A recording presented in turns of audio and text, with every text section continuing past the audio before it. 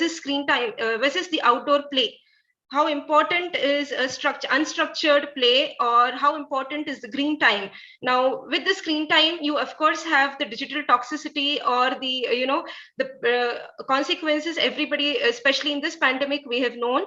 And that is why, comparing to the pros and cons of the outdoor playing as well as the digital screen time playing, we always feel that the outdoor or unstructured play time or the free play time outweighs the screen time. And along with it comes inevitable consequences or disadvantages. That doesn't mean that children should be deprived of the playing time.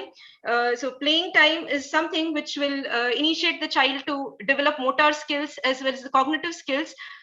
So that is when the parents need to get involved with these children into playtimes. Now, inevitably, despite parents being proofs, safety proof and all the protections with the mats below the swings, and inevitably the accidents happen, and that's why they're called accidents, because they're mishaps which are unplanned and unexpected, unintentional. This playtime with the parent sometimes leads to accidents, sometimes with the siblings, or when the child is playing sport times, leading to the sibling guilt, or the parents landing up with the guilt of the trauma. Unfortunately, teeth become the magnet for these trauma. So to learn the nuances and the management of these inevitable experiences, we'll end up going to the emergency rooms. Stitches happen, the management happens. So learning about that is never enough. So that is when we as GDP team, there is a global professional team, take the inspiration from Richard Stiffen,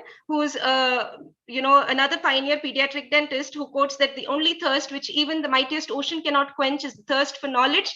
He is himself an author of the ongoing online Atlas presentation. So taking the motivation pill from this, the Global Dental Professionals team present to you two eminent personalities of pediatric fraternity, that is the Professor Amina Sultan and Professor Dr. Faizal. And I take immense delight in sharing the space with these two exemplary people who have evolved and mastered the subject which I was baby stepping into when I started in. So going to introducing them. So this is Dr. Amina Sultan, Professor, Department of Pediatric and Preventive Dentistry, straight from Jamia Millia Islamia, from the city of National Capital Territory of our country, which is nothing but Mehfil. Dilli Dur Nahi, it in itself tells you the eminent quality or the essence of the city. And equating that is the institution from which Madam belongs to. That is one of the oldest institutions, one of the pioneering institutions in the Asia, and not only the Asia, but the world's largest. Equating it in eminence is the Madam's eminent qualifications or achievement, when she's been a strong academician, clinician with 18 years of teaching experience, hardcore oratory skills, and being a very ardent researcher, has been following a lot of research works, guiding students, been very student friendly, and been eminent personality in recently she's been gifted as the best editorial of, and also been a peer review editor and training the students as well. And these are some of the associations. Madam is life member, and it is also an immense delight for me to tell you all that Madam is also gifted or awarded with the Distinguished Women Clinician of Indian Society of Periodontics and Preventive Dentistry. And moving on to our next eminent speaker, Dr. Faizal, who comes from the serene city of Kannur. That is again, he heads the department, Kannur Dental College. And Adano Kannur is the Kannur itself is famous for the dialect, and there are a lot of visiting places, tourism, mentioning one of the international airport, the beach, and the institution is one of the prestigious and most largest institution of the state. It comes from God's own country, heaven on earth. Matching this in eminence and in serenity and humbleness is Dr. Faizal's calibration or the achievements, wherein this sir has been awarded as the academician of the year 2016. Also, sir is the PhD guide of Kerala University of Health Sciences. Upcoming achievement of sir, which we would all be witnessing very soon, is sir is going to get awarded with the fellow of ISPPD, one of the greatest awards from the Indian Society of Pediatric Dentistry, and giving a touch again. Sir is, himself is associated with number of prestigious institutions. Also, sir is a very reflective writer, a political stance taker, and another mention to his feather of caps is sir is a clinical director of Special Olympics. Just a word of awareness here that Special Olympics is very different from the Paralympics. Special Olympics is something to do with the invisible ailments or the impairments, unlike the physical physical impairments like the Paralympics. So here I welcome all of you all and leave the dais to two eminent personalities. One is the woman of substance, Dr. Amina Sultan, and epitome of humility, Dr. Faizal. Ma'am, the dais is all yours. Thank you so much, Dr. Gauzia. I'm really humbled by the such an elaborate discussion. I don't deserve it. I'm really touched and overwhelmed by your description. And at the outset, I'm grateful to Global Dental Association to include me in this esteemed Society of Dentists. And I think the presentation which I do today will do justice to the explicit description that Dr. Gauzia gave to me. And with this, I share my screen. Somebody allows me the screen sharing. Yeah, it is. Thank you.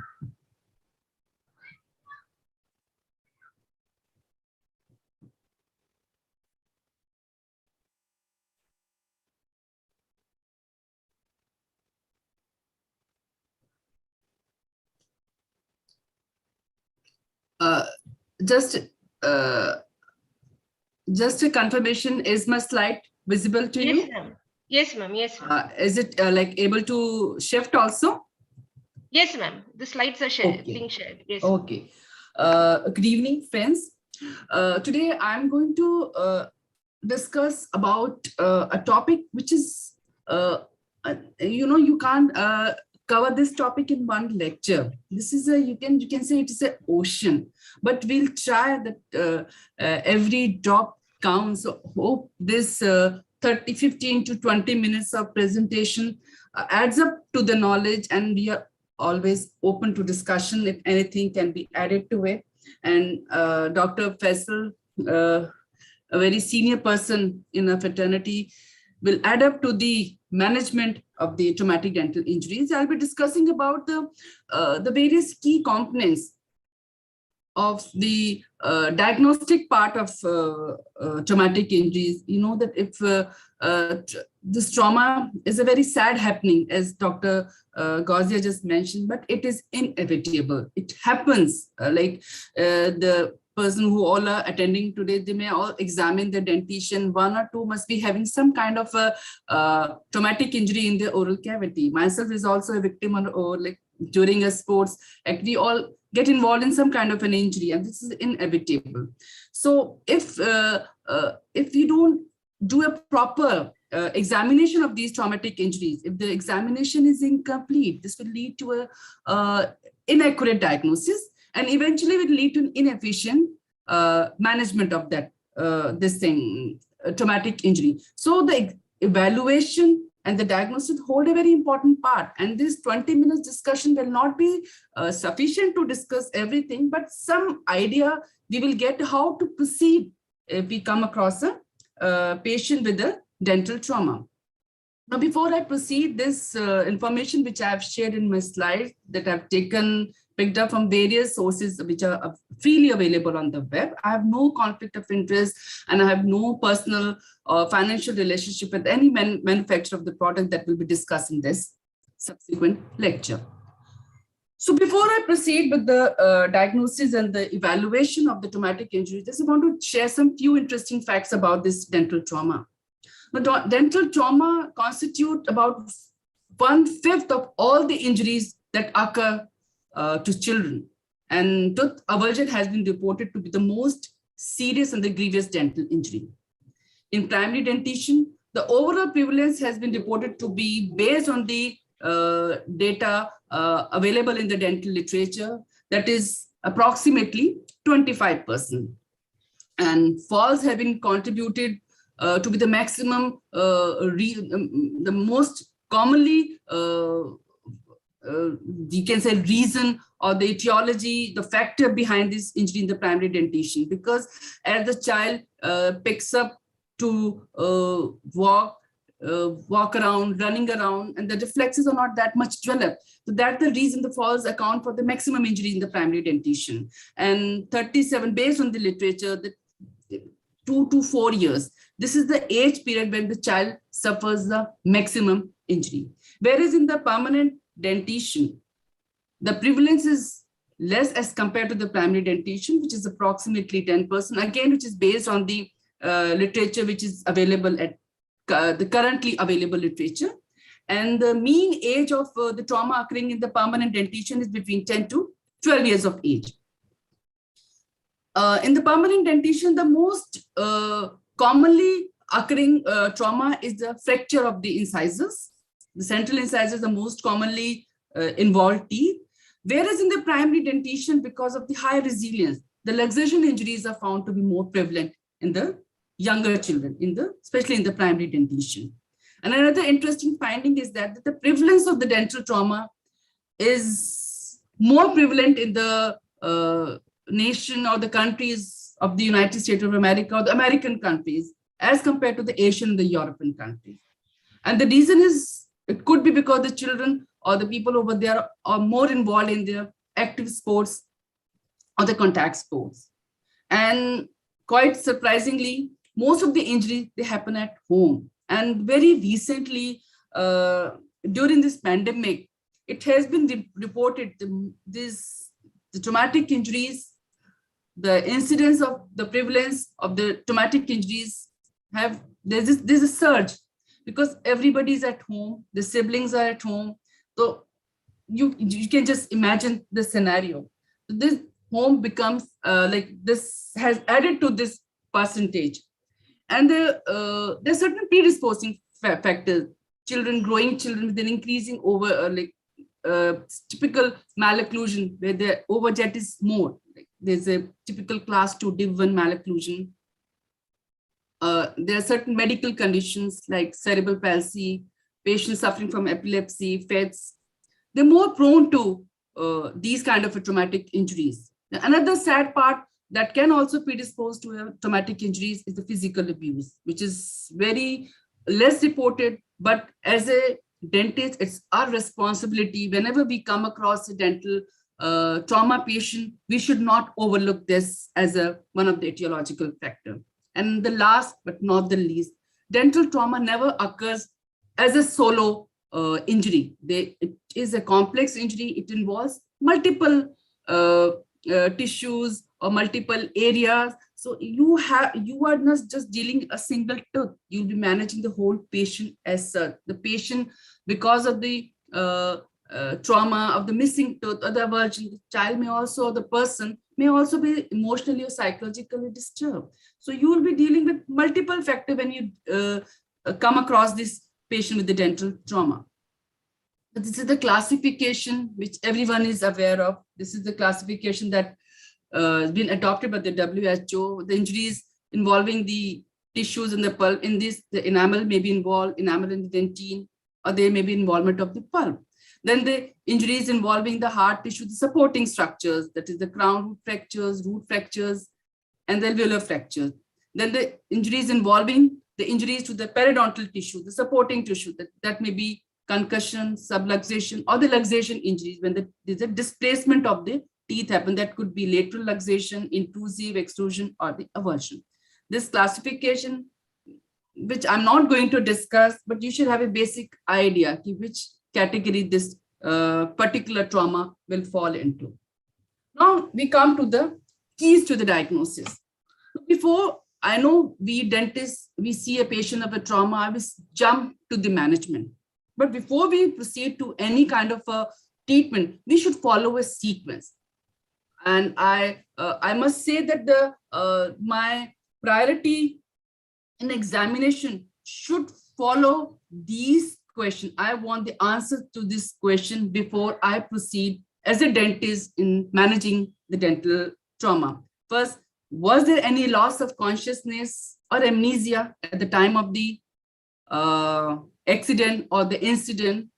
Like the patient, does the patient remembers what happened to him, or the patient is expressing some kind of an amnesia? Patient may also say like he doesn't remember, he or she doesn't remember what happened before the trauma, what happened soon after the trauma. Patient may also ask whether the patient had any associated nausea and vomiting. Does the patient complains of any kind of a headache? Or do you observe any excessive bleeding or any abnormal nasal discharge? Or the patient is also accompanied with the head injury or the neck injury or any spinal injuries involved?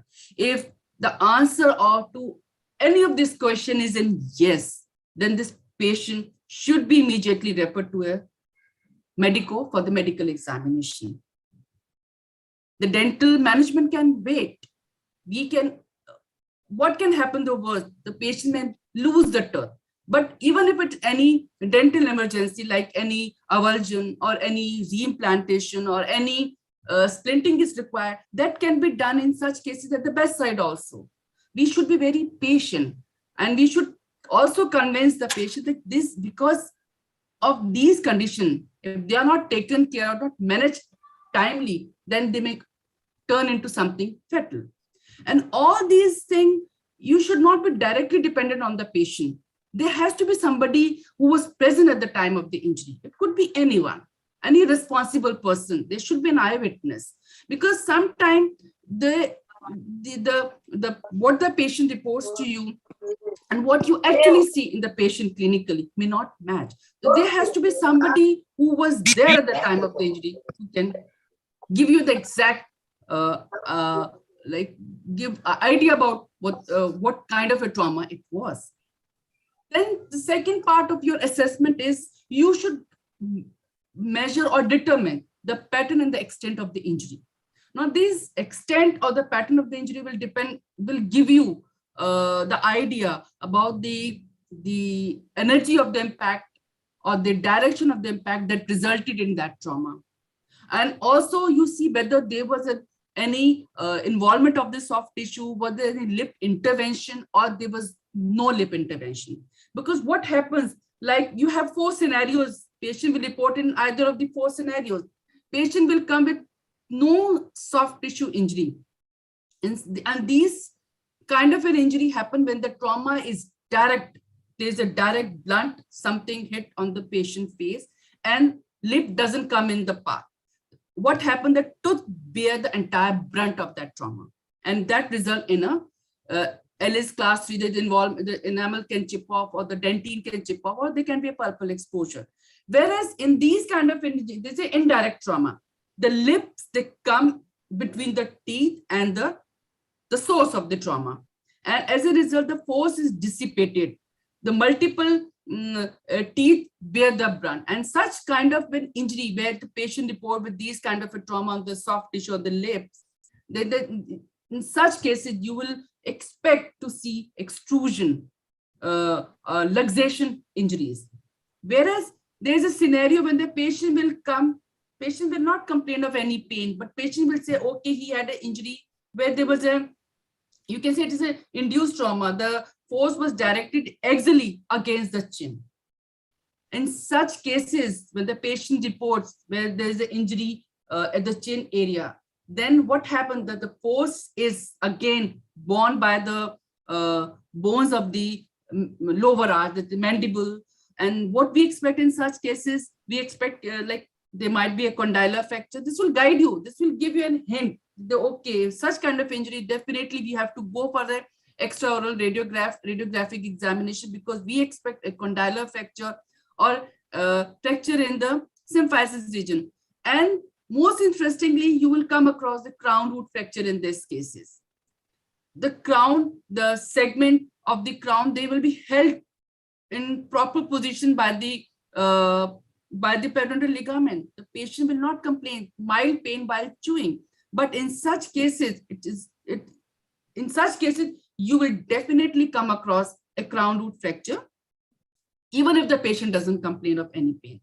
Whereas in another situation, when the trauma occurs on the lower lip, what happened? There is an overclosure. The upper teeth, they will bite into the mucosa, lower labial mucosa, and there'll be a mucosal laceration. And at the same time, the teeth may not seem to be displaced in this case. There is no enamel dentine fracture, there's no pulpal fracture. But in such cases, if you do a palpation, you will see that there is an alveolar fracture. So before, like I can conclude that before you proceed further, you should just determine the extent of the injury, because this will give you an idea what kind of a trauma the patient had undergone through. Then come to the important aspect of your examination is the detailed case history. Again, while taking this case history, there has to be someone responsible along with the patient so that you can corroborate. You start with the 3 W's. When did this injury happen or the trauma happen? Where did it happen? And what caused that trauma to happen? When the reason is very simple. The time of the injury and the time of the reporting, that time period. The shorter the time period, better will be the prognosis. Sometimes the patient, they delay. The trauma happened 2-3 days back. They wait for some symptoms to appear, and then they report it. That delay is going to compromise your treatment plan ahead. Where did the trauma happen? Was it an indoor injury or it happened outside? Whether it happened, it was a roadside accident or it happened at the sports field. So again, this will give you an idea, because if the injury happened outside the home in an unclean environment, then it means we have to take care about the tetanus cover, any other anything antibiotic cover, because that wound will be contaminated. Then what led to that trauma? Was it a fall? Was it a collision? Was it an unintentional trauma, like it was a playful activity, it was a sport, or it was an intentional trauma? Again, this will give you an idea about the mechanism of the injury, how does an injury happen. And this will again guide you the type of the trauma you will expect, like in the falls, or was it an indirect trauma? The patient had a fall with something in this mouth, or the patient was playing, there was hit on his face. So you can expect, okay, you will expect the adult child, you will expect a trauma, you will expect a dental alveolar fracture, or in the indirect trauma to the chin, you will expect a crown root fracture. But if sometime what happens, what the patient reports to you and what you see in the patient mouth, they don't match. The clinically, what you are observing the patient, the injury that patient has occurred and what the patient is reporting may not match, or the patient may report multiple injuries, the injuries occurring in the various part of the body.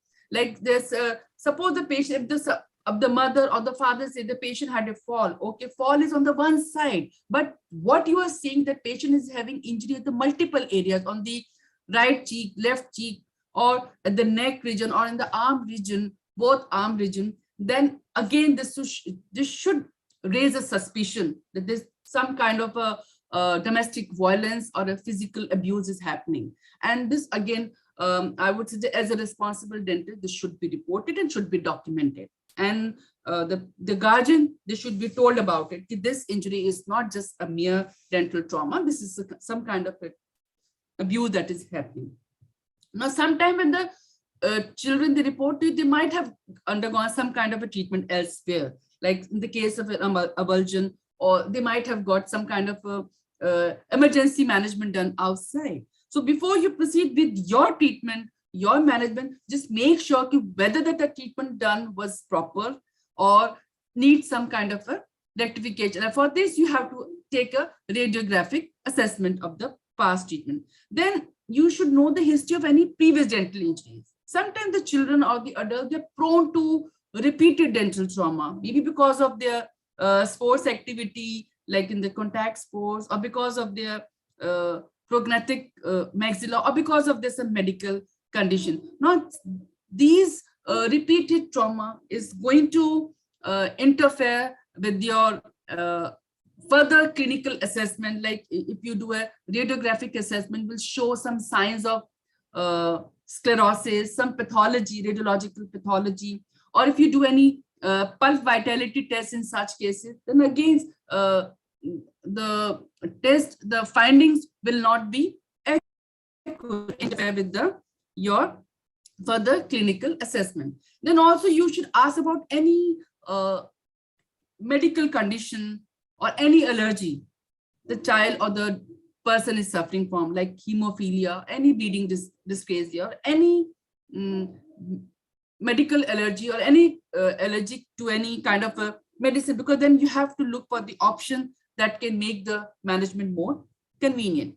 At the same time, you should also ask, or you will do the assessment later, but you should ask, is the patient facing any difficulty in speech, or is the patient finding difficult to bite, or the tooth is tender, the tooth in question, which is like has undergone trauma, is tender to touch. So these should also be noted down. Now, once you have noted down the detailed case history, we start with the clinical assessment. Now, the comprehensive clinical assessment, now before you start with an assessment, again, you should make sure that all the injured part or the injuries that have been cleaned thoroughly. You can use a lignocaine spray while cleaning the wound, because the patient might feel pain when you're doing you're cleaning the extraoral wound. The patient may feel some pain. The patient should not be already the patient in so much of pain and trauma. Patient is quite anxious. So you should be really very gentle while doing the cleaning of that wound. And that is really very important, because once you have cleaned that area, that location of the external wound is again going to guide you and help you in locating the dental injuries intraorally. Fine, like in the case injury to the chin, definitely is going to guide you. Okay, there's an injury to the chin. There is going to be, you will be focusing on the posterior segment of that particular side, because in posterior segment, the premolars or the molar, they're definitely going to have a crown root fracture. You're going to check the occlusal surfaces of the posterior teeth, and you should record them. You should make a note of, you should be making a note, not that you just memorizing it. If you are examining, you can ask your assistant to make a recording, or you can note down all these important findings which you will make in that patient. These days, photography is on your fingertip. You have your camera inbuilt in your phone. It's better you take the click photograph of that patient the first time when you see that patient, and this can help in the analysis of the trauma later on. It will add to your documentation also, but it will help in the an assessment later on. If you want to do some kind of assessment, this will help you. This is it's a good practice of taking the photograph of the patient of the trauma. Then you should look for any kind of abrasion, especially like in the extraoral examination. Like some injuries, you can detect visually, like in this case an abrasion. This is a subcutaneous contusion. Again, this kind of injury occurs especially in the roadside accident, or the severe you can say collision, or mob fighting, some kind of a riot cases. And these injuries are indicative of facial trauma, like facial skeletal trauma. This should not be taken very lightly. Then you should look for any swelling, abnormal swelling. You should also look for, if there's a check for any nasal discharge. If there's an abnormal nasal discharge being reported, if you can examine clinically, again, this also is an indicative of a midline face fracture, or the maxillary or the zygomatic fracture. So these intraoral examination should be both done visually. You should palpate all the facial skeletal bones for any abnormal mobility. And if you feel sometime the trauma are not discovered on palpation also, then the radiograph becomes mandatory. Like especially sometime in a fall, when the child fall or any person is in kind of an impact, what happens that the tooth uh, pierces through the labial mucosa, and you might come across such kind of a lesion through two parallel lesion in the labial mucosa. If you come across these type of a lesion, and on palpation you will not observe anything, you will not feel anything, but if you take radiograph, you will see there's a broken fragment of the teeth. Now what happens when at the time of the trauma, teeth pierces into the labial mucosa, and what happens is some amount of the tooth remains inside the labial mucosa. It gets embedded into the lacerated region. And if you're not able to discover that broken fragment at the site of the injury, then it is confirmed that the tooth portion is embedded in this region only. And if you palpate it, the patient will also not feel any pain, and you will also not be able to disclose it on palpation. But when you take a radiograph, you can see these kind of fragments are embedded in the labial mucosa. So we have to be very careful, very gentle in such kind of injury. Anybody can ignore it. It is simple LS class 3, like there's a tooth fragment has been lost, misplaced, and you can proceed with your endo treatment or the pulpal management. But the patient, these embedded tooth fragment may get infected, and this will lead you again, the patient will not be satisfied. This will be again your failure in your examination. Then any abnormality in the occlusion, mobility of the jaw fragment, that all indicate that there is an involvement of the jaw fractures.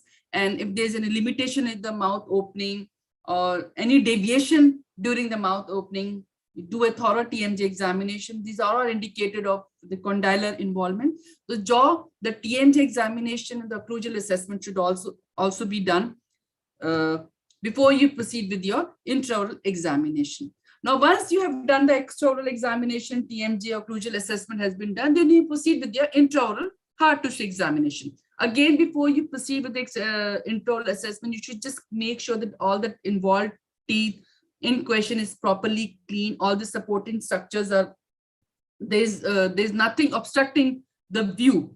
If you see any kind of an excessive hemorrhage on the floor of the mouth, like in this case, just below the tongue, then again, this is a sign of involvement of a dental alveolar fracture.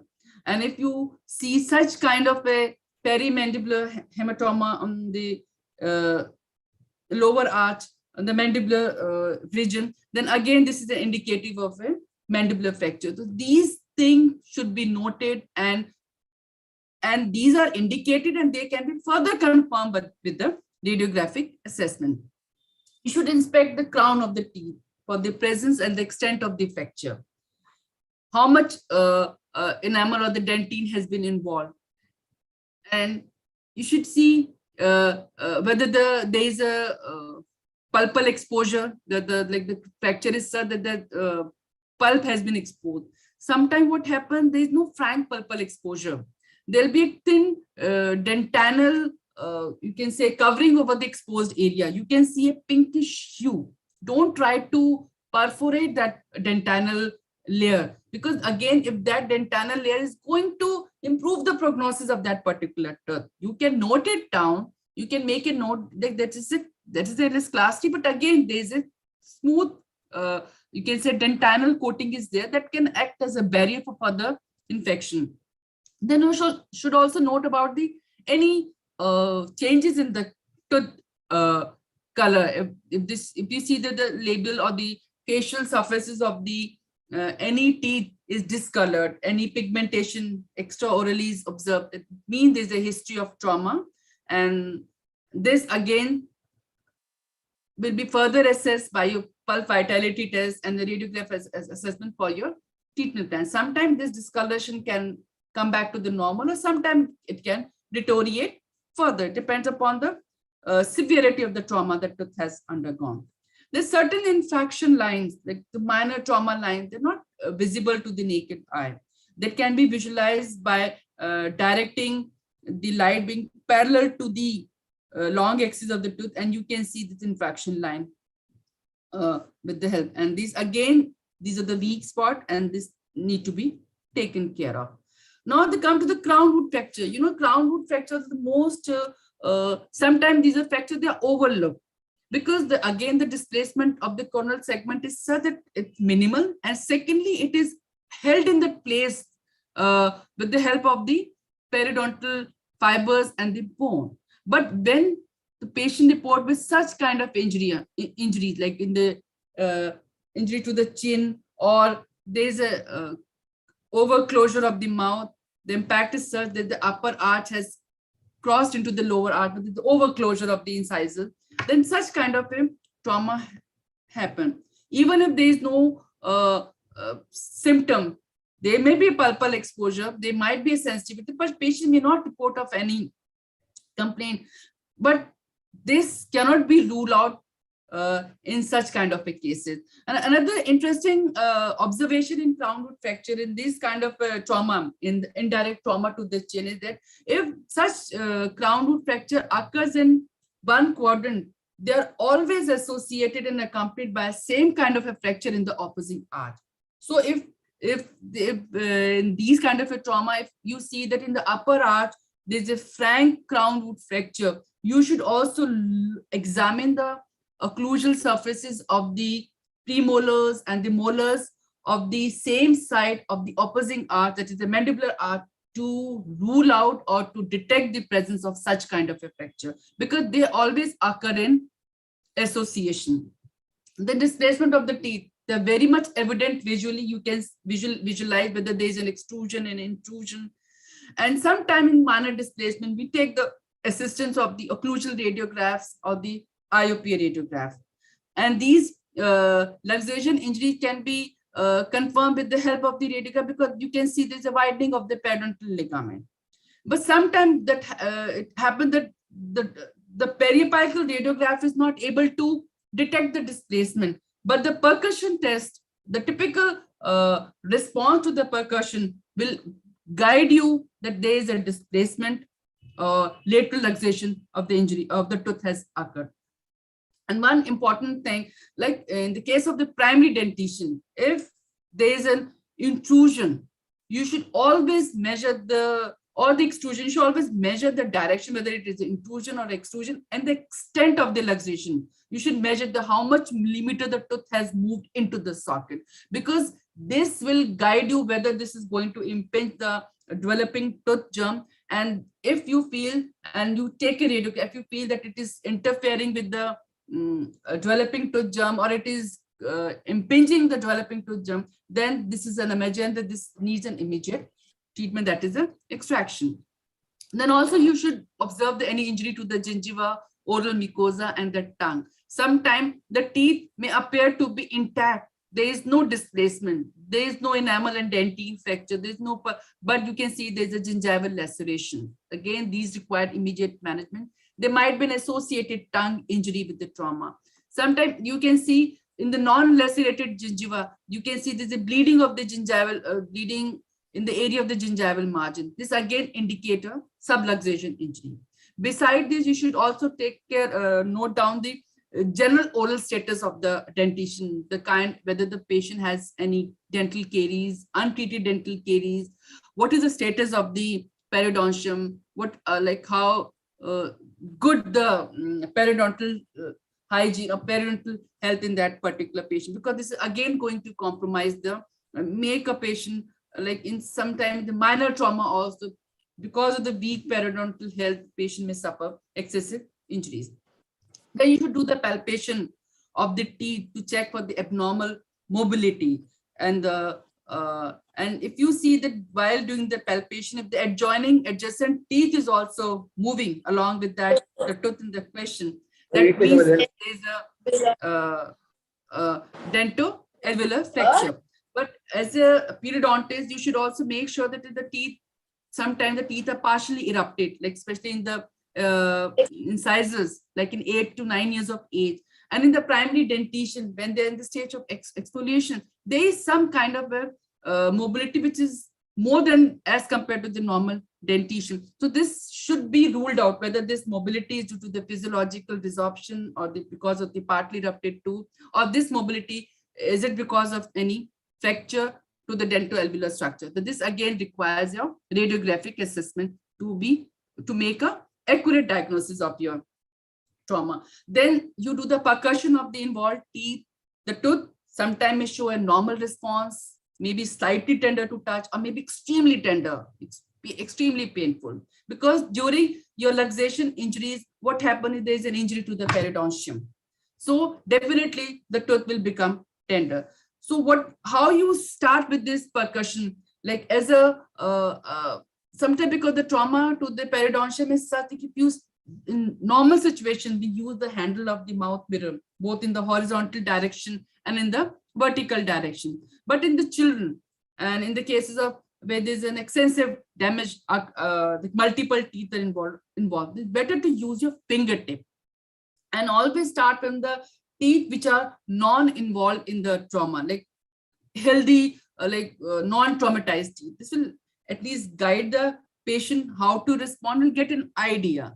And again, the percussion sound will also give you the kind of the luxation the tooth has undergone. If the sound is hard and metallic type, that means the tooth has got ankylosis, locked into the bone, like usually in the intrusion injuries. Whereas if the sound is of dull type, indicate the subluxation or the extrusion. Now these days there's a calibrated percussion instrument that has been introduced, that is a perio test. But again, this has a disadvantage, because sometimes what happened during this instrument, this may again cause some fresh trauma. Already the tooth has some kind of a mobility displacement. This will cause fresh trauma. So these instrument is recommended in the cases where there's a follow-up to check whether the periodontal healing is normal, or is there any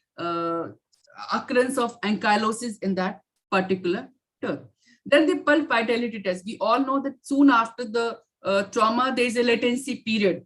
And usually the pulp vitality test become inaccurate. The tooth become non-responsive, especially in the concussion that take 10 to 12 days, the tooth to respond to the pulp vitality the normal way.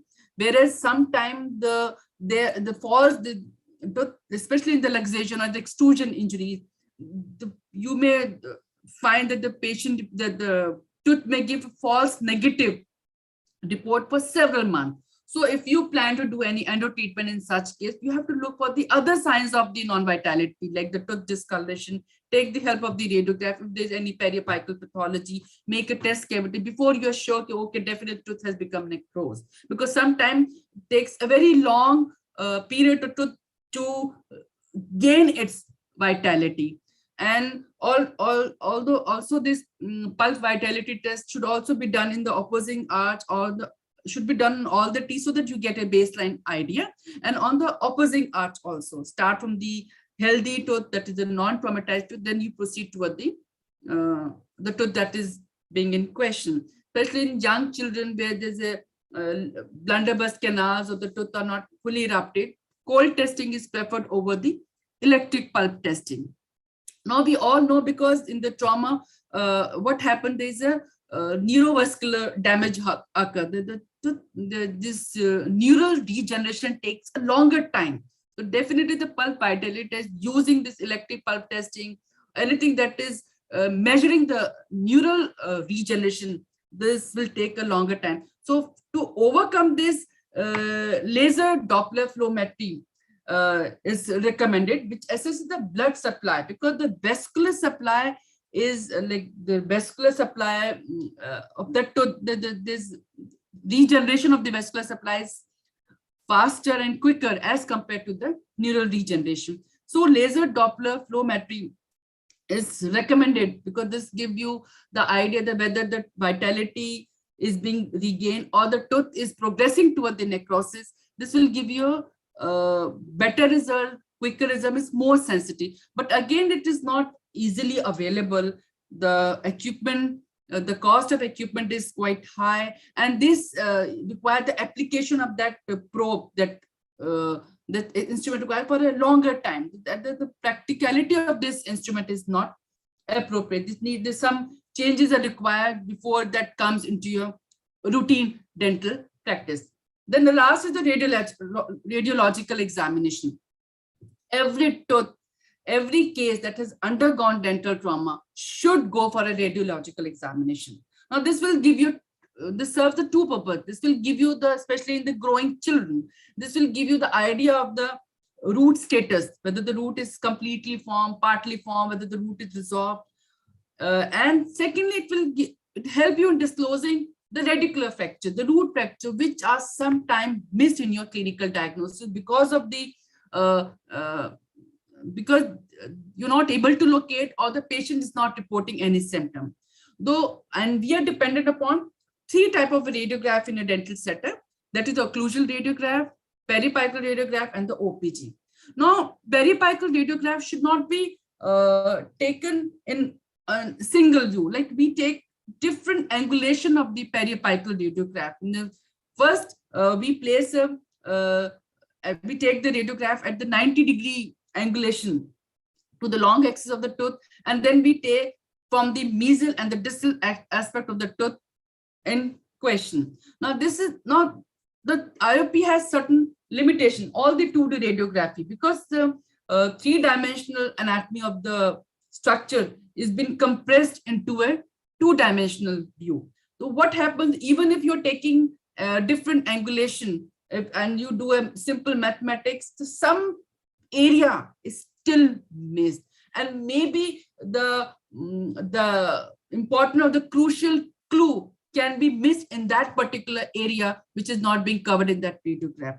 But despite whatever limitation these radiographs have, this radiograph IOPA and your occlusal radiograph and your clinical assessment, they remain the gold standard of care and should always be considered during your initial evaluation. If you feel that some extra diagnosis is required, if you are unsure, like this about the finding, then only you should go for the 3D radiography. Like computed, the 3D imaging system like computed tomography, magnetic resonance imaging, MRI, and the CBCT. Now, the current guidelines published by the International Association of Dental Traumatology has recommended the use of CBCT in dental trauma because it is more sensitive in detecting various luxation and various root fractures, which were missed in your the conventional radiography, that is IOP and OPG, or your occlusal radiograph. Like in two, three particular cases, how we can detect a dislocation of a permanent teeth. The ideal method of a radiographic assessment involves one occlusal radiograph and three periapical exposure with the central beam directed toward the central and the lateral, and one through this central incisors.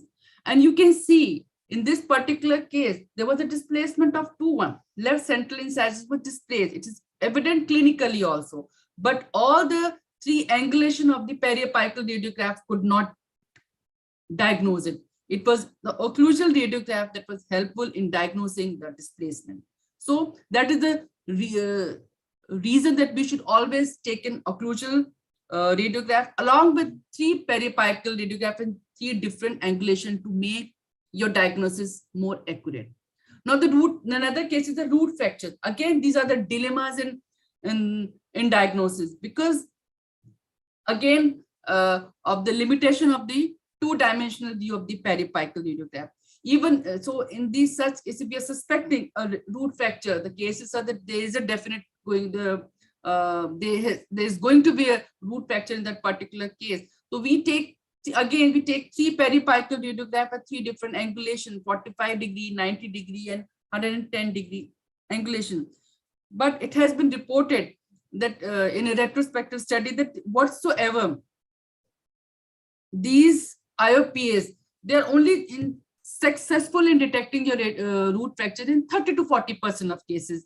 Whereas in CBCT, the sensitivity is as high as 90%. Like in this particular case, the IOPs were not conclusive in detecting the root fracture. Whereas in CBCT, the coronal, the sagittal portion were able to detect the root fracture in both the incisors and in the left central incisor. So that is the reason wherever you feel that a periapical radiograph, even your occlusal radiograph are not able to detect the root fracture, and you still want to be sure, you want to rule out, you can go for the CBCT. It has been recommended, because if in this case, if you had proceeded with the normal management, this treatment would have been a failure and really a sorry state for the patient later on if this was missed, and this was only possible with the help of a CBCT.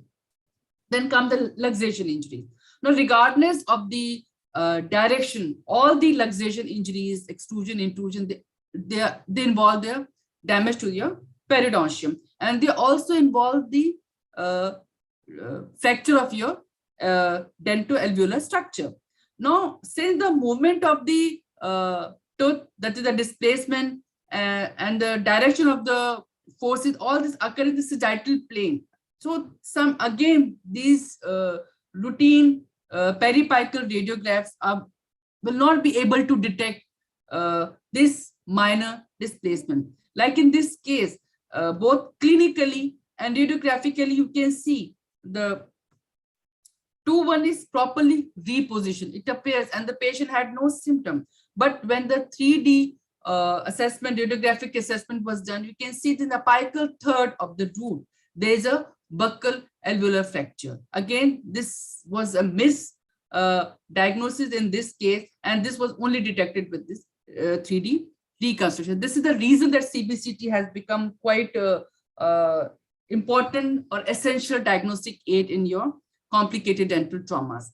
Now, before I conclude, I want to say that there are three conditions like concussion, subluxation, and luxation injuries, or the lateral, all the kind of the lateral kind of a luxation injuries. How you can, as a plain clinician, can detect, like in concussion or subluxation, on all the kind of luxation, the tooth is tender to percussion.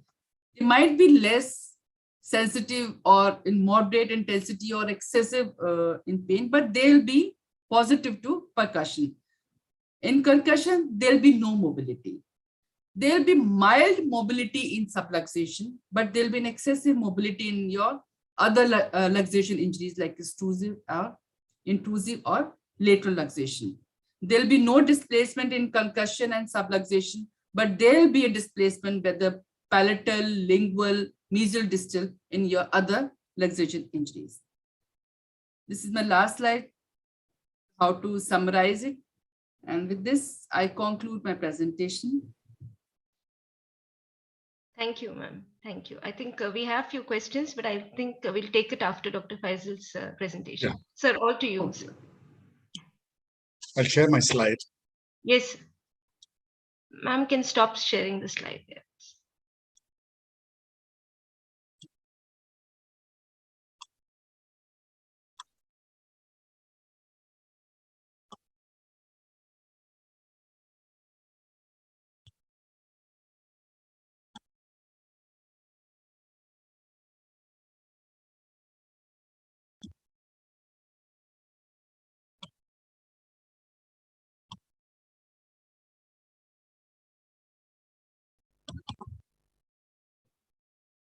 Yeah.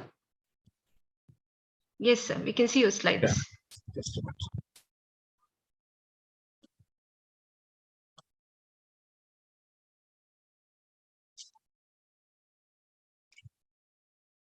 Okay, good evening to all of you. Thank you, Dr. Gauzia, for a nice introduction. It was very elaborate. Thank you very much for that nice introduction. And I'm happy to be in this platform of global dental education. Very nice to be here. And it's a nice lecture for the also by Professor Amina Sultan. She has spoken very eloquently about the examination and the diagnosis of dental trauma. And in the next 45 minutes, I'll be talking more about the management of the dental trauma. I work in Kannur Dental College, Anjarakandi. I work here since 2005 as now as professor and head of the department. I come from Kannur. Gauzia has already told. Kannur is situated in the northern part of Kerala, very politically active place. It is well connected by air, road, and the rail. And Kannur is famous for the beaches over here, historical places, and the hill stations, and also very famous for the culinary feast, the non-vegetarian food over here. I welcome all of you to Kannur to at least visit once in your lifetime. With this, I'll start my lecture. This next 45 minutes or so, I'll be talking more about the management and to be based on the International Association of Dental Traumatology Guidelines. It's the latest guidelines, which was published in the year 2020. And it is available in the website of IADT. You can go to the website www.iadtdentaltrauma.org. That website, they have given all the guidelines regarding the fractures and luxations, avulsion of the primary teeth, and injuries to the primary dentition. You can download everything from there and have a look about the guidelines. Just what all yesterday, we'll refresh about the different treatment protocols. For enamel infarction, which is an incomplete creasing of the enamel without loss of the enamel tooth structure, the treatment objective is to maintain the structural integrity and pulpal vitality. So in case of severe infractions, etching and sealing with the bonding resin should be considered to prevent discoloration and bacterial contamination of the infarctions. And the prognosis is really good. Complications are really are unusual. No complications are expected. And in minor infarctions, the crevice is not too deep. No treatment is necessary. You can leave it as such, but follow-up has to be done every 3 months, the first year, and thereafter every year for first 5 years. Now coming to the class 1 and class 2. Class 1 and class 2 is enamel or enamel with dentine fracture. This is very common in children as well as in adults. The treatment objective is to maintain the vitality and to restore the normal aesthetics and function. If the tooth fragment is available, always you should try to fix back the tooth fragment by using the composite resin. Or you can restore the tooth by using the composite resin. And always follow up, or you always check for associated fractures and luxations, because if there is any luxation or root fracture, the luxation regimen or the fracture root regimen will follow. That is, you have to immobilize the teeth for a longer period. So clinical evaluations are necessary for after first week and after 6 to 8 weeks, 3 months, 6 months, 1 year, and yearly for next 5 years. And the prognosis for class 1 and class 2, that is, class 1 is fracture of enamel, class 2 is fracture of enamel with dentine. The prognosis is optimal and it should be follow-up for assessment and care. This is a photograph which showing the tooth fragment reattachment. The tooth fragments are available. You can use the composite resins to reattach the tooth to the surface, reattach the tooth. So it serves as a interim restoration for quite some time till the child grows up and a child can go for crowns or veneers. Composite restorations in class 1 and class 2. And for lesions approximating the pulp, a definitive adhesive restoration should be placed as soon as possible. Immediate dentine sealing can be carried out using dentine bonding agents and a layer of composite of it.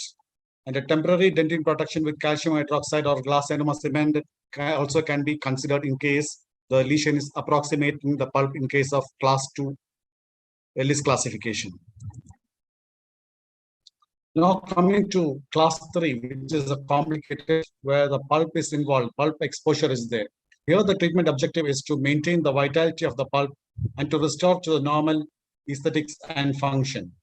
As Dr. Amina was talking about this, always check for the tooth pieces in the injured lips or the tongue because it can get impregnated there during the time of trauma.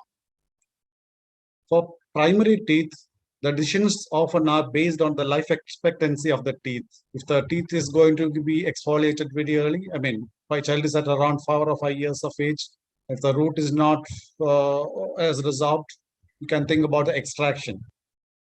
So various pulpal treatment alternatives are pulpotomy or pulpectomy, and extraction can be considered if the root is not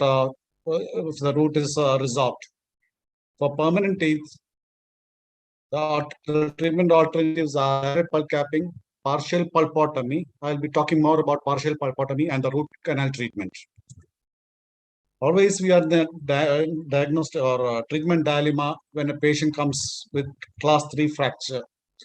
In the first hours of the exposure, the tissue alterations reflect with negligible superficial inflammatory changes. There will be inflammatory changes at the site of the pulpal exposure.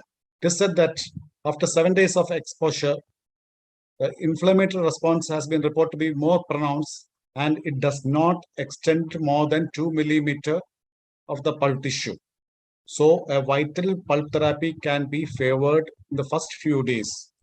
Some literature says for the first 72 hours, a vital pulp therapy such as partial pulpotomy can be considered as a treatment in case of class 3.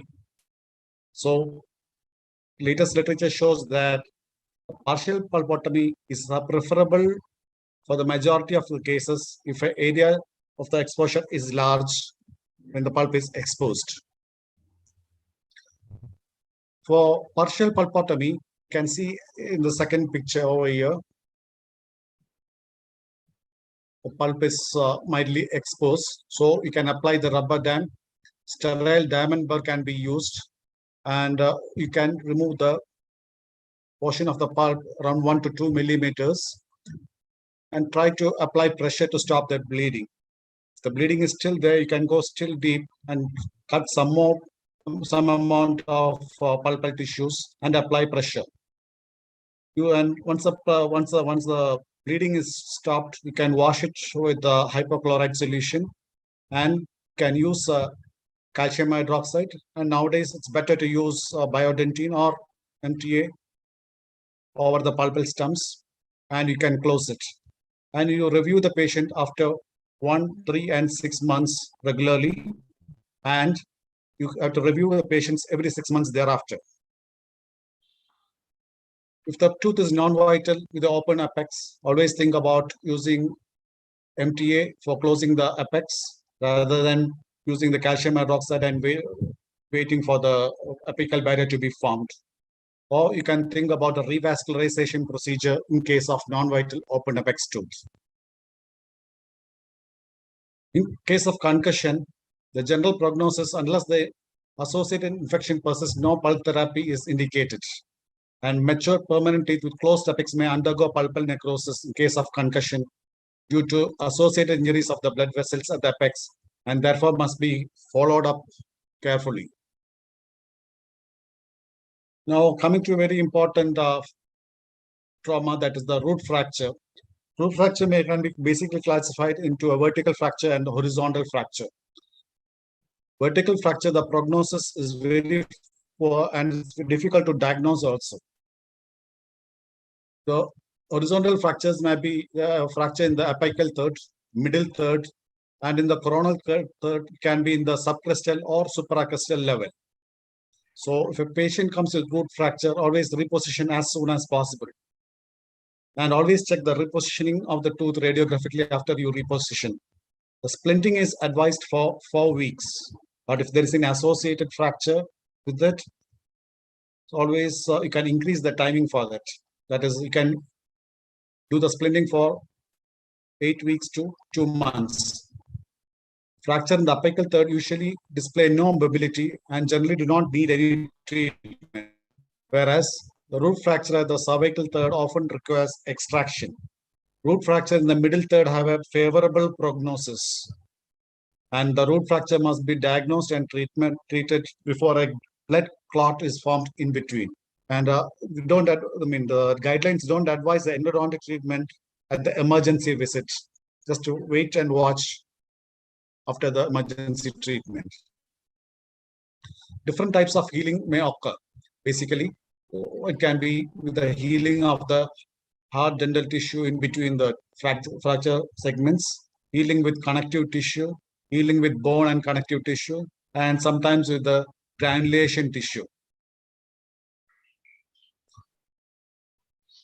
In primary tooths, if there is a root fracture, you can leave the root fracture as such. Just remove the coronal portion outside, and just you don't have to chase the apical fragments because it can impinge on the permanent teeth and can cause disturbance to the enamel of the permanent teeth. You can leave it as such. Later, that root segment will exfoliate and the tooth will erupt normally.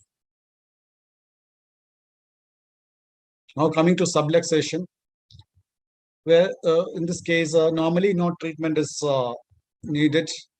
Just follow-up is more important. A flexible splint may be given for 2 weeks and monitor the pulp condition for at least 1 year. But some others say that it's better to do the monitoring for more than 1 year also. Extrusive luxation is tooth comes out of the socket, not completely. So reposition the tooth by gently pushing it back to the socket under local anesthesia. Stabilize the tooth for 2 weeks using a passive and a flexible splint. We'll talk about the different types of splint after some time. If breakdown or fracture of the marginal bone occurs, splint for additional 4 weeks. So you can do the splinting for 1.5 months in those cases. And always monitor the pulpal condition with the pulp sensitivity test. And if the pulp becomes necrotic, in this case of exclusive luxation, you have to proceed with the endodontic treatment, which is appropriate to the tooth stage of root development. That is, in young permanent teeth, you have to go for not the root canal treatment. You have to go for apexification treatment.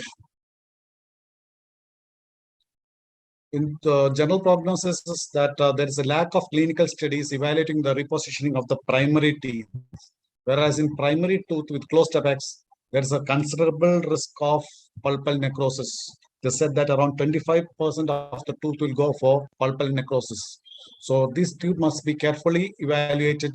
That is, the protocol says after 2 weeks, 4 weeks, after 8 weeks, 16 weeks, after that 6 months, 1 year, and has to be evaluated for at least 5 years yearly.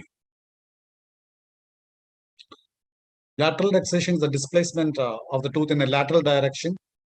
In this case, also reposition the tooth, stabilize the tooth for 4 weeks, and if there's any marginal bone or adverse socket wall fracture, you have to do additional stabilization for 4 more weeks, and monitor the pulp condition with sensitivity tests. In primary tooth lateral location or lateral luxation, you can reposition the tooth back so that tooth is in the correct position, and later it will exfoliate, resorb, and exfoliate. Intrusive luxation, that is, the tooth goes inside the socket. For primary teeth, you allow the spontaneous re-eruption of the teeth, except when it is displaced and it's affecting the developing successor. So extraction is indicated when the apex is directed towards the permanent tooth germ. Whereas nowadays, latest guideline says that you can leave the tooth as such, so that tooth will re-erupt after some time, so that you don't have to remove the tooth. That's what the latest guidelines say. But my take is that always go for extraction of the tooth, which is just touching the permanent tooth bud. But for permanent teeth with immature root formation, the objective is to allow for the spontaneous eruption. So you have to wait for at least 1 to 2 months for the eruption to take place. Otherwise, you have to bring it down orthodontically, or surgical extrusion can be done. And you can initiate the endodontic treatment after you bring the tooth to the normal position. In primary tooth, you can see here, the tooth will re-erupt on its own. In this case, the primary tooth has intruded and it's gone and hit the permanent tooth bud. this photograph, you can see there is the tooth is removed, but you can see the tooth bud is injured by the intrusion of the tooth. Young permanent teeth can wait for the re-eruption of the tooth to take place, or you have to bring it down orthodontically if the tooth is not coming to the correct position, and later you can give a prosthesis. Orthodontically, you can bring the tooth down to the occlusion. Now coming to the avulsion. Avulsion is the tooth comes out of the socket completely. It's very common in children. And once the tooth comes out of the socket, the viability of the periodontal ligament, that is the periodontal ligament which is covering the root surface of the tooth, so it will be viable only for some period of time. They said that within 4 minutes, the destruction of the periodontal ligament takes place, and by around 60 minutes, almost all periodontal ligament will be necrosed. So most of the time, what happens in avulsion is if it is not reimplanted, the viability of the periodontal ligament cells will be affected. It also depends on the prognosis. Also depend on the integrity of the root cementum, the exposed root cementum, and the bacterial contamination of the root surface. So once a tooth is out of the socket, if somebody calls you, you have to tell them to put the tooth in some separate storage mediums. Various storage mediums, natural storage mediums are there. So we are in India, we don't have this HBSS available in the medical shops nearby. So we can use, we can advise the patient to use some natural storage mediums. A storage medium should have a good pH and osmolality, that is osmolality around 290 to 300 milliosmol, and a pH between 2.2 to 7.4, which is ideal for a storage medium. It should also contain the nutrients also. It should have a low bacterial content. I correct the osmolality, it is 290 to 330.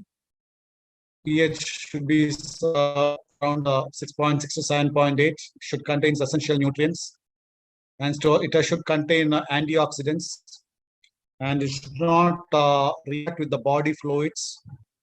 So, and it should not produce any antigen antibody reactions, and it should reduce the risk of post-implantation root resorption or ankylosis.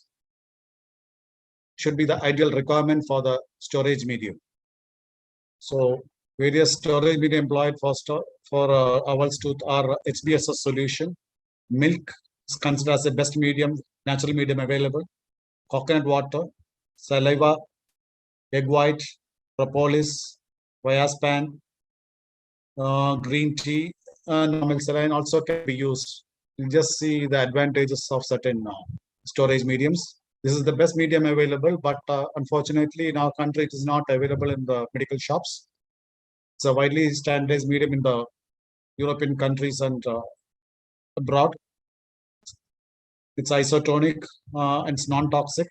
Its osmolality is around 270 to 290, pH around 7, and it has the ability to preserve and reconstitute the periodontal ligament cells.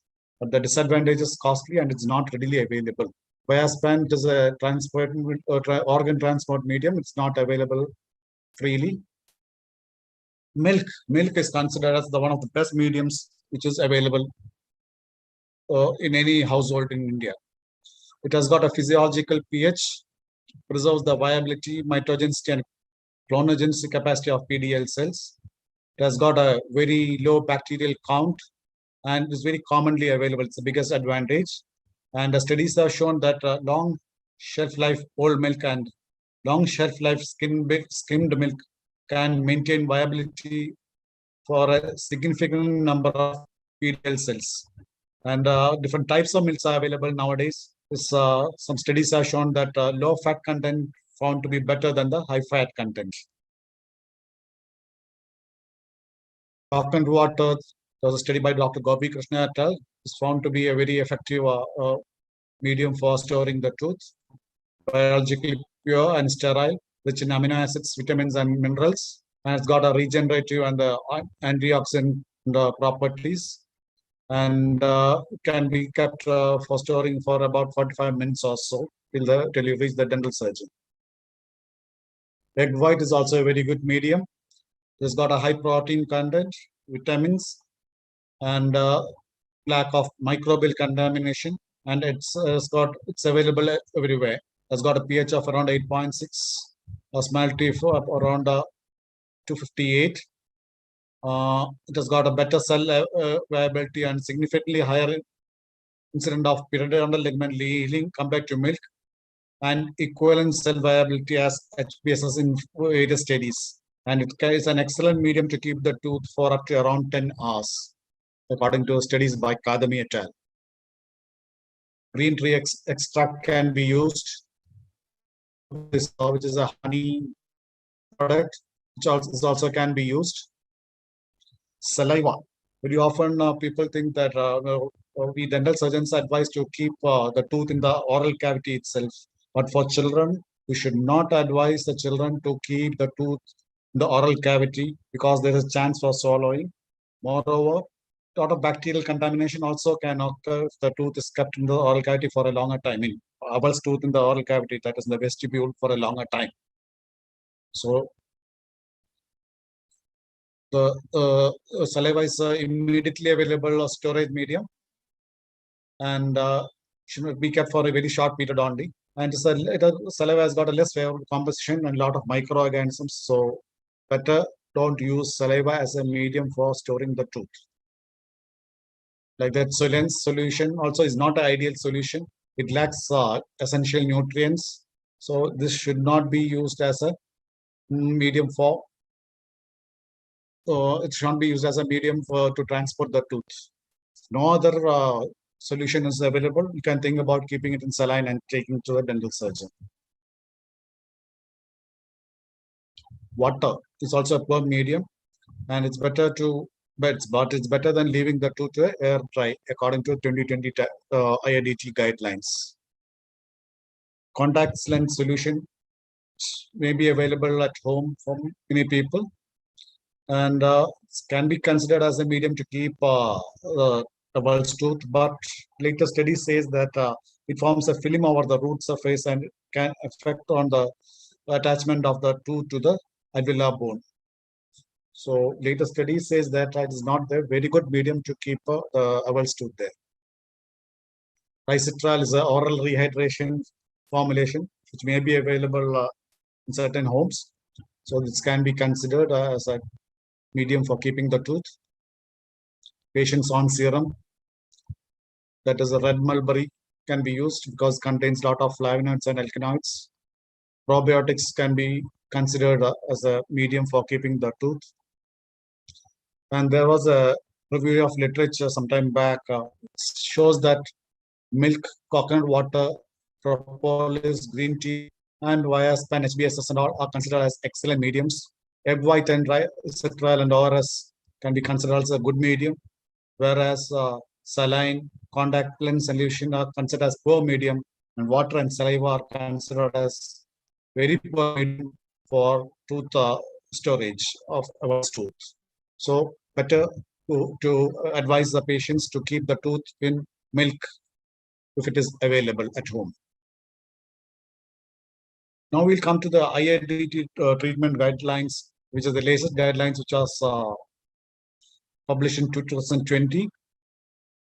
And it's classified according to the time of exposure of the tooth outside. That is, the prognosis is good if the tooth is there outside for about 15 minutes. And if it's more than 15 minutes, the periodontal ligaments may be viable but compromised.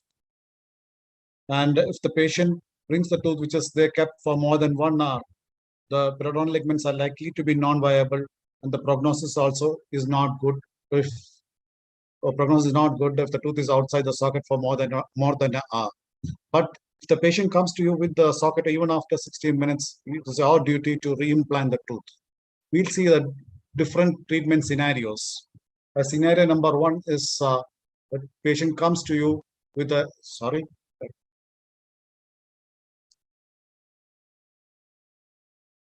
tooth with a closed apex. Patient comes to you with the tooth reimplanted at the site itself. So in those cases, you have to verify the tooth is in the correct position of the sometimes the patient brings the tooth which is reimplanted in the wrong direction, that is with the buccal side, the palatal one, and the patient comes to you like that. You have to reposition the tooth, and you have to advise for the splint for at least 2 weeks by using a composite and composite and wire. That is composite and wire with a diameter of 0.01 inches. And if there is any gingival lacerations, you have to suture those lacerations. Before that, before in the previous guidelines and all, bench RCT was advised, that is doing the RCT in the hand and reimplanting the tooth. The latest guidelines says that you have to first reimplant the tooth, and you can do the root canal within 2 weeks of reimplantation. So bench RCT is not advised nowadays. Place the calcium hydroxide as an intracanal medicament, and you can apply antibiotic corticosteroid paste for at least 6 weeks till the healing everything has occurred. Once the splint is removed, you can complete the root canal treatment, and you have to review this patient for 2 weeks, 4 weeks, 3 months, 6 months, 1 year, and year thereafter according to the guidelines. Patient comes to with a dry time is less than 60 minutes. That's between 15 minutes and 60 minutes. The patient comes to you with the avulsed tooth is kept in the storage solution. Check for the avulsed tooth for surface debris. Remove any debris by gently agitating in the storage medium. Alternatively, a stream of saline can be used to rinse the root surface. And administer local anesthesia, preferably without a vasoconstrictor according to the new guidelines. You put the tooth back into the socket, stabilize the tooth for 2 to 4 weeks. 2 weeks, using a passive flexible wire and composite. Suture if there is any gingival lacerations, and administer the systemic antibiotics. Here also, after the reimplantation, root can be initiated within 2 weeks. No need for bench RCT. Alternatively, a corticosteroid paste can be placed immediately or shortly following the reimplantation, and after 6 weeks, the root canal treatment can be completed. The follow-up regimen is the same, that is 2 weeks, 4 weeks, 3 months, 6 months, 1 year, and a year, and yearly thereafter. Scenario number 3 is the closed apex, and the extraoral dry time is more than 60 minutes. That means patient is coming after quite a long time after the trauma. Here also, as the patient brings the tooth in the solution, storage solution, to remove the loose debris and visible contamination by agitating in the physiological storage medium itself. Or with the gauze soaked in saline you can use. Give local anesthesia, place the tooth back, stabilize the tooth. The regimen is the same as suture if there is any gingival lacerations. Administer systemic antibiotics, tetanus, and root canal should be carried out within 2 weeks. What is going to happen is ankylosis will be there for sure. So therefore, decoronation may be considered if there is any infraocclusion. That is, the tooth during the healing period, if it is showing an infraocclusion of greater than 1 millimeter, you have to consider decoronation. Decoronation is the preserving the alveolar tooth in the position of the alveolar process, and to maintain the bone volume, but also enables the vertical growth of the bone, and it can facilitate for the future insertion of the implant in those cases, especially in youngsters. Just you have to keep the tooth surface over there, remove all the pulp, and keep the root there itself, so that the vertical position of the bone is maintained. And later on, you can remove it and give a splint, give an implant in those cases. Now we'll see the scenario number 4, that is the open apex. Patient, youngster, a child around 10 years of age, 8 years or 9 years of age, comes to the open apex. Just after trauma, they can come self-implanted. Okay, in this scenario, just check whether tooth is correctly positioned. If not, consider repositioning the tooth to the correct position. Stabilize the tooth.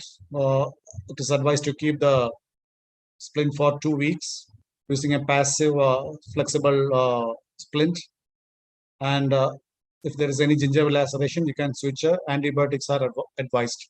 In this case, root canal should not be done unless there is a clinical or radiographic evidence of pulp necrosis. No RCT is advised at once. But if there is any evidence of pulpal necrosis only, you should think about the root canal treatment and apexification procedure. So this is the main difference between the scenario 1, 2, 3 and this. Root canal treatment is not advised at the first go itself. If it is less than, the patient comes to you with a tooth, just a dry time of less than 60 minutes. It's the same. Just check the root of the tooth. Just wash it off with this saline and physiological medium. Apply local anesthesia, and you reposition the tooth into the correct position. Revascularization of the pulp space can take place. So wait for that. And root canal should be avoided unless there is a clinical or radiographical evidence of pulp necrosis. So young permanent teeth, you don't advise root canal treatment at once unless there is a abscess or a evidence of a pulpal necrosis. And always check for the tooth with radiographic control for 2 weeks, 4 weeks, 3 months, 6 months, 1 year, and yearly thereafter. You hear also, if it is more than 60 minutes also, the patient comes to you with the tooth in the medium, just wash the root debris off, give a local anesthesia, put the tooth back, can expect for the revascularization.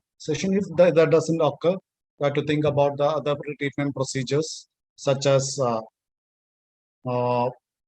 apexification, etc. But the problem here is that ankylosis will take place if the tooth is out of the socket for a longer time. So ankylosis is now unavoidable. So decoronation may be the treatment if there is a infraocclusions of more than 1 millimeter. Previous protocols advises to use the root surface surface treatment by using tetracyclines, corticosteroids, amdogain, alternate of fluorides, and use of lateral and all. But the latest guidelines is against using this root surface treatment before placing the tooth back into the socket. So there is no need for using any root surface treatment in case of avulsion of the teeth, according to the latest guidelines. So what the key points about the IADT 2020 is that you don't have to do the root canal treatment out of the mouth, and no longer you don't have to treat the root surface. And previously all those things have come based on the animal studies, but the latest guidelines is against doing a root surface treatment by using fluorides or tetracycline or endogen, etc. And previous guidelines says remove all periodontal ligament, especially in the 3 and 6 scenario. That is no longer needed. And for root canal treatment, they advise to remove the pulp, wait for 2 weeks by using calcium hydroxide for 1 month or corticosteroid paste or antibiotic paste for 6 weeks. Once it is healed, when the periapical area is healed, you can complete the root canal treatment. Primary tooth should not be reimplanted because of a lot of reasons. Because children doesn't have any aesthetic demands, and risk of pulpal necrosis is high, can affect the permanent tooth bud, and reimplantation may inflict damage to the permanent successor and can cause ankylosis. So there is no need for the permanent tooth to be reimplanted in case of permanent tooth avulsion.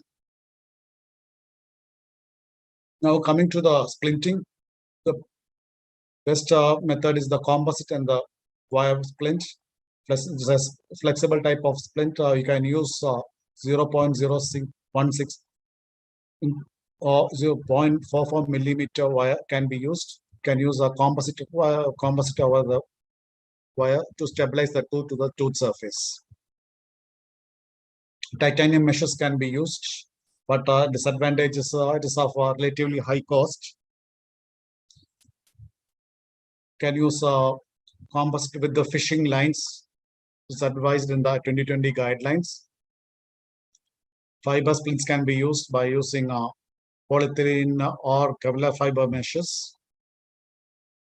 Arch bars should not be used. Previously, arch bars were used to stabilize the tooth, but the guidelines is against using the arch bar splints because it can cause physical damage from the ligature wires to the gingival tissues, and the integrity of the cement or enamel junction may be lost. So this should not be used for splinting.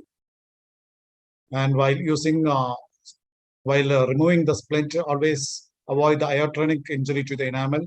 Use tensile burrs or soft flex burrs, that is 12 fluted football 4.4 millimeter burrs, or 12 fluted long flame burrs, or 12 long taper burrs also can be used to remove the composite over the tooth surface.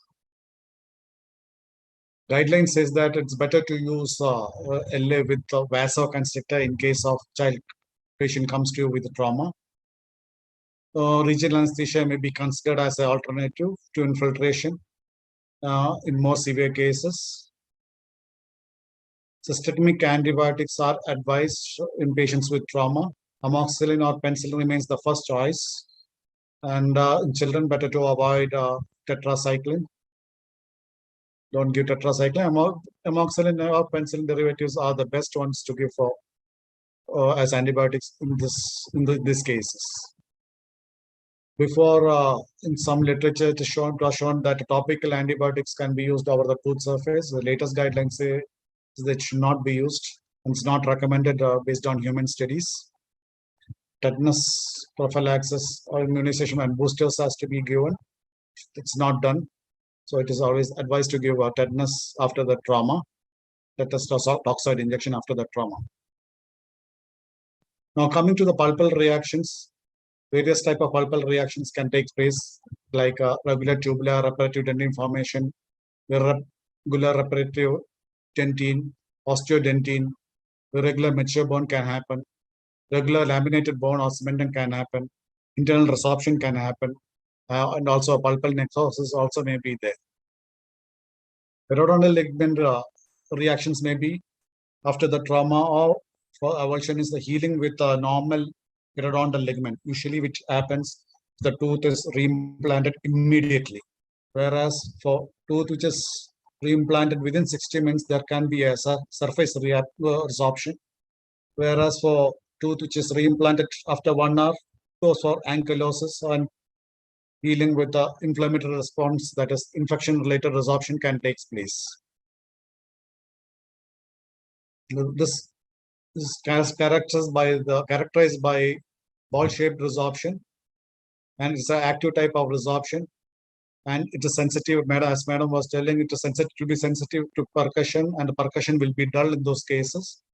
It's better to remove the pulp completely immediately and put a calcium hydroxide paste over the tooth inside the tooth canal, and try to save the tooth before more amount of resorption occurs. This is a replacement type of resorption which takes place. It is called ankylosis related replacement root resorption, where the root will be resorbed completely. In those cases, you can think about the implants in the later period of time.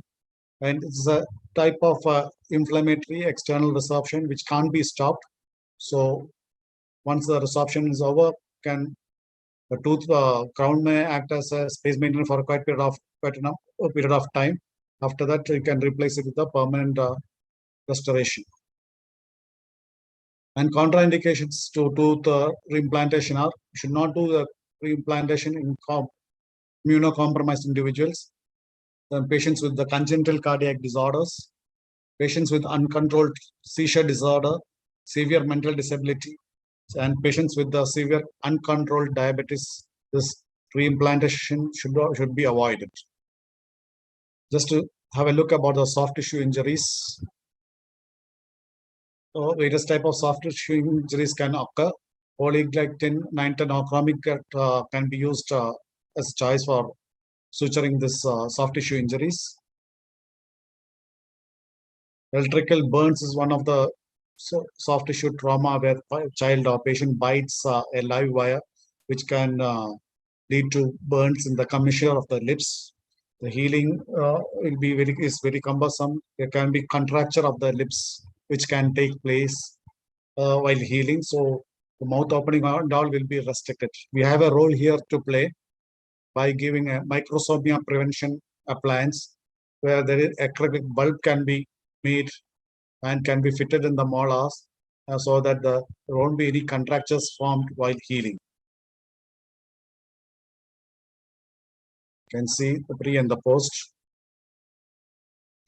Some sort of penetrating injuries also can occur. So for soft tissues, if the child moves around with this object here in this photo, you can see the child was injured with a toothbrush, where the soft toothbrush has gone inside the soft tissue in the buccal vestibule. So emergency surgical removal is necessary in those cases. So to conclude, a definitive diagnosis is the key to successful management of trauma. So meticulous and timely treatment may prevent damage to the tooth and associated structures. And general approach with sympathetic manner will pay rich dividends to the clinician in terms of patient and parent satisfaction. Thank you, one and all. Thank you so much, sir. Thank you, ma'am. Ma'am, can we have you on board so that we can address the question answer session? Sure, sure. So a lot of acknowledgements and a lot of appreciation has come for both the speakers. It's quite concise form of Anderson, I can say. I wish I had given exam after seeing this presentation, so I wouldn't have gone through the Anderson efforts of going through the Anderson as a whole. So we'll address the questions one by one. There's a question from a surgeon in the group. I consulted a 5 years of child today with a history of blunt trauma 3 days back. Clinically, 3.1 and 3.2 were extruded and mobile. There was soft tissue loss as well, and radiographs confirmed the extrusive injury of 3 mm. In such cases, how best can we save the teeth, and how do we approach such cases? And is there a time factor for treating such injuries for good prognosis? Can you repeat the question? The question is there in the chat section. Chat section. I'll read out. I consulted a 5-year-old child today with a history of blunt trauma 3 days back. Clinically, 3.1 and 3.2 were extruded and mobile. There was soft tissue loss as well, and radiographs confirmed the extrusive injury of 3 mm. Yes. I would advise to go for extraction if the tooth is very much mobile, yes. 3.1 and 3.2. It's better to go for extraction of those tooths. 3.1 and 3.2, right? 3.1, 5. I'm sorry, 3.1. 3.1 is permanent. 5.1, right? Primary incisors, upper incisors, yeah. We have to check the extent in millimeter. If the mobility and the amount of the tooth has moved both ways, like amount of movement in the socket, like extrusion or intrusion. And we have to make a judgment with the help of a radiograph also. Dr. Faizal can put Latin because sorry, I thought it was a primary tooth, so that's why I said extraction at once. Yeah. Yes, madam said just go for X-ray and find out the extent of the injury. Immobilize the tooth and hopefully it will take up. If children know, there's more chance for injury to be taken up very easily. So advice. We should not be. We should not be very hasty in judgment. We should be, at least there should be two kind of diagnosis. Like in the case of a displacement, we should check the amount of mobility and the amount of tooth has moved into the socket, into and outside the socket. Then we should make a treatment plan. What was the age of the patient? 5 years old, sir. 5 years old means it's a deciduous teeth. Yes, probably the surgeon was mistaken. Maybe deciduous teeth. 5-year-old. 3-1 and I mean it will be 7-1 and 7-2 or something like that, Yeah, right? probably Yeah, 7-1 or it's 8-1. upper. Yeah, it could be Yes. 5-1, So 6-1. if it's, So if if it it's is a upper primary tooth, if it's a incisors, primary tooth, I advise to go yeah, for extraction of the tooth on yes, a yes, 5-year-old, for a 5-year-old child. Yes. yeah. So we would also want few clinical pictures to actually give the correct diagnosis, probably. So moving on Exactly. to the With next 5 years, question. whether it was a primary incisor, sometimes there are early eruption. It could be young Yes. permanent teeth also. Like in Yes. 5.5 years, these days the kids, they have permanent dentition in the anterior region. Yes. So we go to the next question. How reliable is the percussion test? Following up this question is, what are the odds if a false positive in these tests, especially with the traumatized tooth and surrounding soft tissues? Will the patient give a reliable or conclusive response? No. Immediately after the trauma, all the vitality tests, there's a lot of controversy. The tests may be false positive also, or false negative also, and both are not like inconclusive. So you can't just that they can act as a baseline immediately after trauma. I think these two questions are related to, one is related to the percussion and other is related to the pulp vitality. Okay, the vitality tests can be controversial soon after the trauma. We have to wait for some time, like 2 weeks to 6 weeks in the luxation injury, and sometime in extrusion, we have to wait for at least 12 months to 18 months before we make a conclusive diagnosis. Okay, the tooth has become non-vital, the tooth is not showing any response in the vitality test. Percussion is just basically just gives you an idea if there is an injury to the periodontium. And again, this could be you can be in a dilemma if there's already the tooth has a periapical pathology, any periodontitis, already existing periodontitis, existing pathology.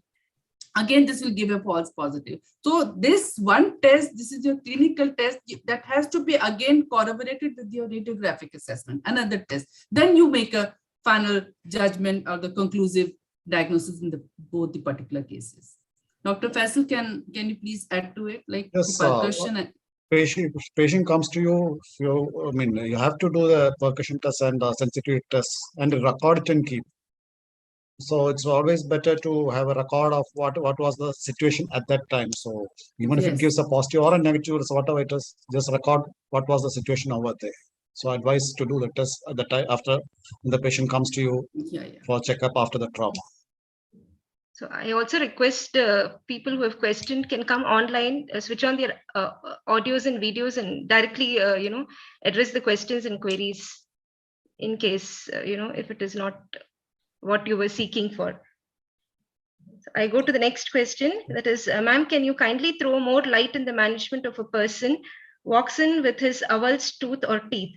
How do we efficiently manage this emergency? I think this was addressed by This has been addressed. Avulsion has been very nicely covered by Dr. Faisal. Yes. Very elaborate. It can be like people should take a screenshot. One important thing is you should not touch the root surface. The patient or the clinician or our assistants, tell them not to touch the root surface. Always handle the tooth by the crown only. It's very important at the time of management. The prognosis. You wash the root surface with the solution, the saline solution, or you can use the same solution, the storage solution the patient has brought with. So clean it well and re-implant the tooth, stabilize the tooth, and follow up is very important in case of avulsion. Yes. So when do you see the tooth clinically which slightly extruded and correlate with an X-ray? Why percussion? What exactly are we looking for? Percussion, basically, in that case, we're looking at the sound. We want to hear that sound, that particular sound. If the sound is like metallic, that means the tooth has got logged into the socket. Basically, the sound. The percussion serves two purposes: the injury to the periodontium, that sensitivity, and the sound. We hear the sound. If that sound is that two kind of a sound, whether it is a metallic sound or the dull sound. If it is a dull sound, it means the tooth is extruded. If there's a metallic sound, it means tooth has got entrapped into the socket. It has got clogged. And this is basically more sensitive, like more indicated in the follow-up cases, like how the healing is progressing in such cases. That is the purpose we do percussion. Yes. Okay. So what are the different types of, in dental injury cases, what is the protocol for the frequency of follow-up? So I think this is also that has been for different injuries, different type of injuries, it is different protocol, and Dr. Faisal has very I advise everybody to go through the protocol which is there on the IIDT website. Yes. It gives a comprehensive idea of how to do the, when to do the follow-up of all these cases. Yes. How long we have to continue. Advise all of you to go through it. Yes, yes.